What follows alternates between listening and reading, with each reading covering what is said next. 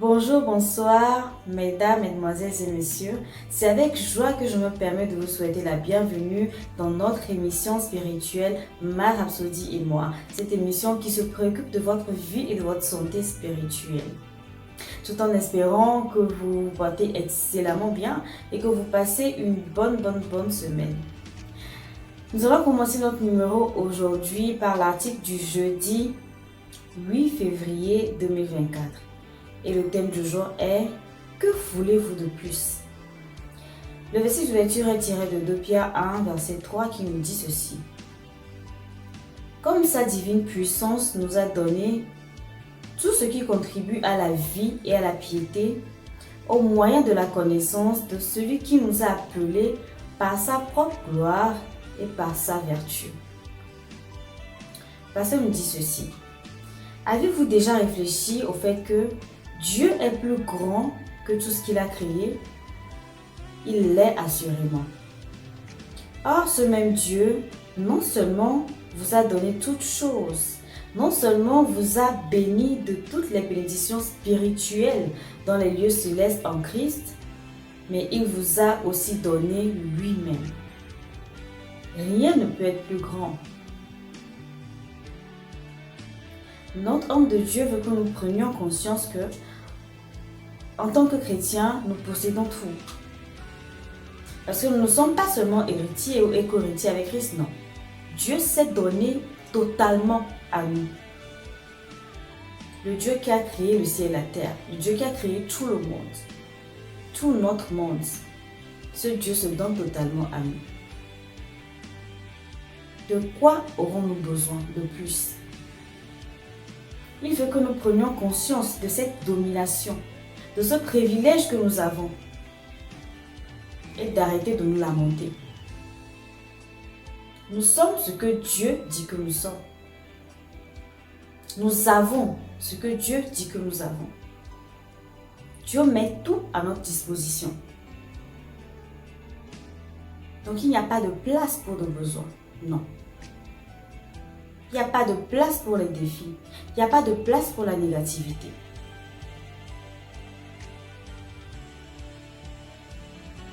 Il poursuit en disant ceci.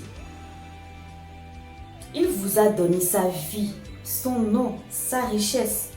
Et vous êtes assis avec lui dans les lieux célestes. Que voulez-vous de plus? Prenez votre place de domination. Régnez et dominez avec lui. Amen.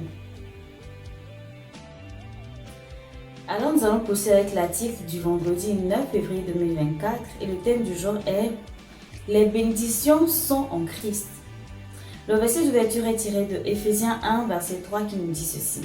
« Béni soit Dieu, le Père de notre Seigneur Jésus-Christ, qui nous a bénis de toutes sortes de bénédictions spirituelles dans les lieux célestes en Christ. » Notre homme de Dieu nous dit ceci. Saviez-vous qu'il est inutile de demander à Dieu d'autres bénédictions? La parole dit qu'il nous a bénis de toutes les bénédictions spirituelles dans les lieux célestes. La prospérité est une bénédiction. La santé divine est une bénédiction. La joie est une bénédiction. La force est une bénédiction. Le succès est une bénédiction. Tout cela et bien plus encore est déjà à vous en Christ Jésus. Tout ce que notre homme de Dieu veut que nous comprenions par là est que dès que nous sommes chrétiens, dès que nous sommes en Christ, nous avons toutes sortes de bénédictions.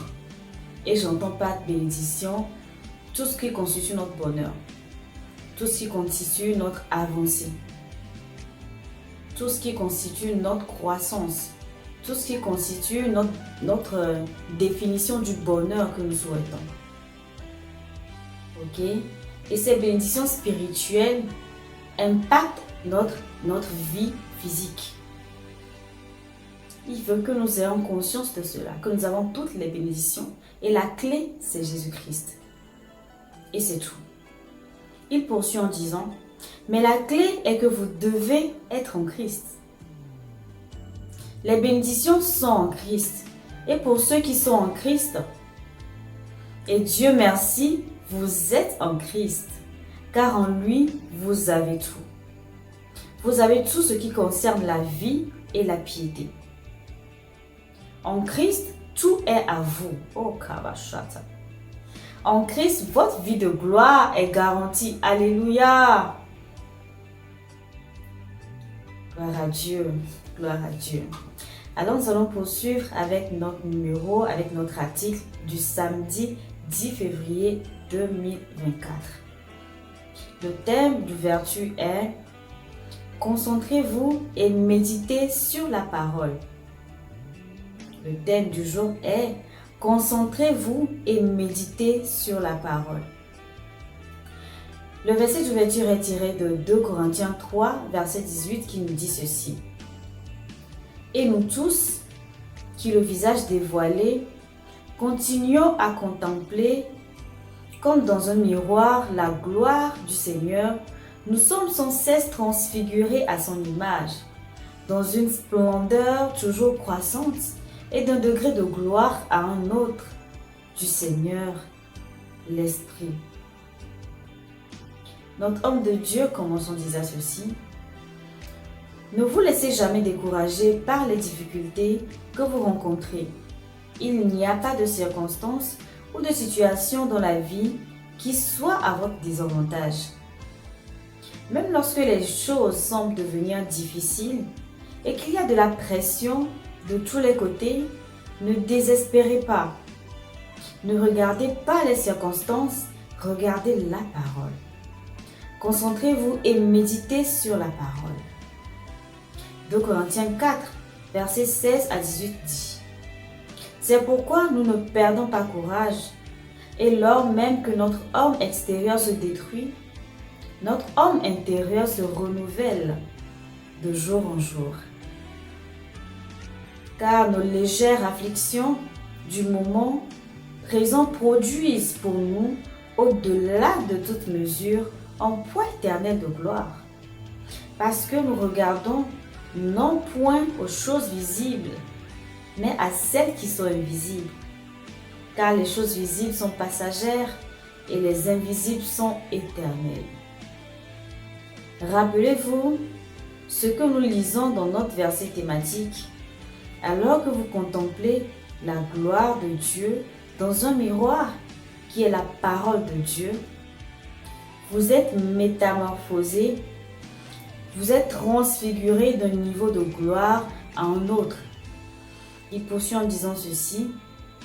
Plus vous regardez dans ou vous méditez la parole de Dieu, plus votre vie devient glorieuse. Vous réalisez soudain que les circonstances de la vie ne sont que des ombres. Elles ne sont pas réelles et elles ne doivent donc pas vous définir. Ainsi, peu importe ce que vous avez vécu, vous êtes victorieux pour toujours parce que le plus grand vit en vous. La Bible dit, Christ est en vous l'espérance de la gloire. Confère Colossiens 1, verset 27. Cela signifie qu'il y a de la gloire dans votre vie. Et c'est une gloire éternelle qui ne cesse de croître à mesure que vous méditez sur les vérités de Dieu, sur ce que vous êtes et sur votre héritage en lui. Vous êtes un succès. Ah, vous êtes dans la prospérité, la santé, la paix et la sécurité. Il vous a donné une vie extraordinaire de progrès et de grandeur toujours croissant pour exprimer la gloire et la justice de son glorieux royaume. Alléluia. Je veux vous demander de prendre la correction avec moi. Veuillez répéter après moi. Je fixe continuellement mon regard sur Christ et sa parole éternelle. Ainsi, je marche dans la gloire de Dieu et la manifeste chaque jour partout. La parole s'exprime pleinement en moi et à travers moi. Je suis un succès. Ma vie est à la gloire de Dieu parce que je garde ma concentration et ma méditation sur la parole de Dieu. Notre pasteur nous demande d'approfondir notre étude en lisant les versets suivants. 2 Corinthiens 4, versets 16 à 18, Ésaïe 26, verset 3 et Josué 1, verset 8.